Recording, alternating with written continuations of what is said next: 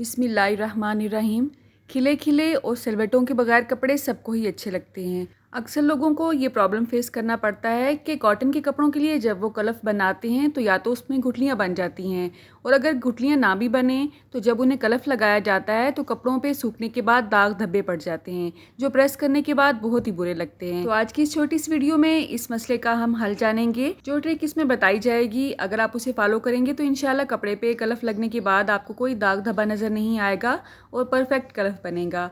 आप देख सकते हैं इस तरह से। अगर आप परफेक्ट कलफ घर पे ही बनाना चाहते हैं तो आपको इस छोटी सी वीडियो के एंड तक मेरे साथ रहना पड़ेगा। तो चलें आज की इस वीडियो का आगाज़ इस दुआ के साथ करते हैं कि अल्लाह आप सबका दस्तरखान सजाए रखे और हम सबको सेहत और ईमान का रिज़्क़ अता फरमाए। तो यहाँ पे जिस बर्तन में भी आपने कलफ को रेडी करना है उसे हम चूल्हे पे चढ़ाएंगे और इसमें पानी ऐड करेंगे। पानी यहाँ पे मैंने 6 गिलास लिए हैं, यानी कि ये 1.5 लीटर पानी है। अब जो भी आपने इसमें कलफ डालना है वो भी हम मेजरिंग स्पून के हिसाब से नहीं बल्कि आम स्पून के हिसाब से ही डालेंगे। तो ये जो बड़ा चम्मच होता है खाने वाला, ये मैंने 6 चम्मच लिए हैं। आजकल इस तरह से फौजी कंपनी का कलफ भी आ रहा है। अगर आपके पास ये नहीं है अवेलेबल आपके एरिए में तो कोई इशू नहीं है, आप कोई खुला कलफ भी ले सकते हैं, या जो कॉर्न स्टार्च होता है वो भी इस मकसद के लिए काम आ सकता है। ठीक है, अब इसमें मैंने तकरीबन आधा कप पानी ऐड किया है। तो अगर आपने 1 गिलास लिया है पानी का तो उसमें 1 बड़ा चम्मच भर के हम कलफ का ऐड करेंगे। ठीक है, अब इस कलफ को हमने अच्छी तरह से मिक्स कर लेना है, यहाँ तक कि इसमें कोई भी गुठली बाकी ना रहे। इसे हम एक दफ़ा मिक्स करके साइड पे रख देंगे, और जब हमने इसे पानी में ऐड करना है तब भी आपने इसे दोबारा मिक्स करने के बाद ही पानी में ऐड करना है, क्योंकि ये नीचे जाके बैठ जाता है। तो अभी जस्ट मैंने इसे हल किया है चम्मच की मदद से, अगर आप देखेंगे तो ये नीचे जाके बैठ चुका है इस तरह से। तो ये भी एक छोटी सी ट्रिक है गुठली के बगैर कलफ या माया रेडी करने की। पानी उबलने के बाद ही हम इसे ऐड करेंगे, और जब भी हमने इसे ऐड करना है 1 या 2 मिनट के बाद अच्छी तरह से इसे मिक्स करने के बाद ही ऐड करना है। आपने ये पॉइंट भूलना नहीं है। ठीक है, लॉन्ड्री वाले क्या चीज़ इसमें ऐसी ऐड करते हैं जिसकी वजह से काले कपड़ों पे भी कोई दाग नहीं रहता है, ये पॉइंट भी हम डिस्कस करेंगे। तो आपने देखा इसकी कंसिस्टेंसी कुछ इस तरह की आई है हमारे पास हल होने के बाद। ये थोड़ा सा गाढ़ा सा है, रनी कंडीशन में है लेकिन थोड़ा सा गाढ़ा है।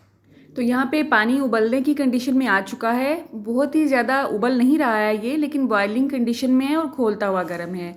अब इसे हमने हिलाना है, चाहे आप आम चम्मच से इसे हिलाएं या इस तरह का जो मिक्सिंग स्पैचुला होता है उसकी मदद से हिलाएं।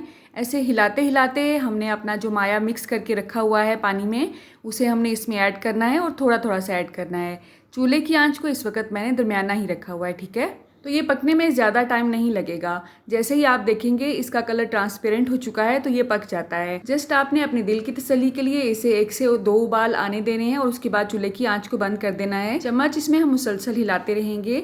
आपने इसे 2 से 3 मिनट के लिए भी अगर ऐसे छोड़ दिया तो ये नीचे जाके बैठ जाता है और इसमें गुठलियाँ बननी शुरू हो जाती हैं। ठीक है, एक और पॉइंट, अगर आप इसे चूल्हा बंद करने के बाद चूल्हे पे ही ठंडा होने देंगे तो इसके ऊपर एक लेयर सी आ जाती है जो कि इसकी बलाई होती है, उसे भी अगर आप पानी में मिक्स कर देंगे कलफ लगाने के लिए तो कपड़ों पे वो भी बहुत ही बदनुमा दाग छोड़ती है। तो उससे बचने के लिए आपने क्या करना है वो भी अब हम देखेंगे। तो यहाँ पे हमारा कलफ अल्हम्दुलिल्लाह रेडी हो चुका है। इसकी कंसिस्टेंसी आप देख सकते हैं, अल्हम्दुलिल्लाह ये मुकम्मल तौर पे परफेक्ट कंसिस्टेंसी है। अच्छा, लॉन्ड्री वाले इस पॉइंट पे क्या करते हैं, इसमें चुटकी भर सुहागा ऐड करते हैं। सुहागा आम दुकानों से, पंसारी की दुकानों से आपको मिल जाएगा, वो पाउडर की फॉर्म में होता है और नमक की तरह आपको नज़र आता है।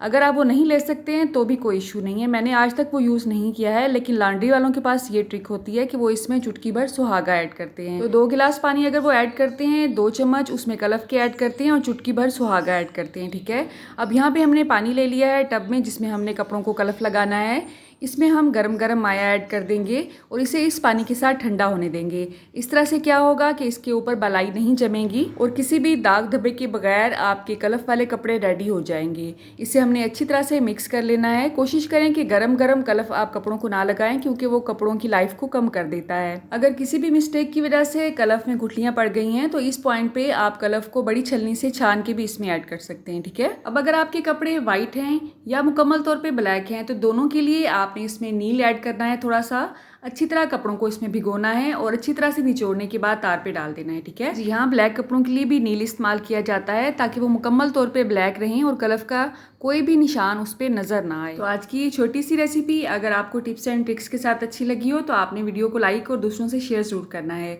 अल्लाह आप सबका दस्तरखान सजाए रखे और हम सबको सेहत और ईमान का रिस्क अता फरमाए। अल्लाह हम सब के रिस्क में कसरत से ज़्यादा बरकत और आसानी अता फरमाए। आप कहाँ से और किस सिटी से मेरी वीडियोज़ को वॉच करते हैं?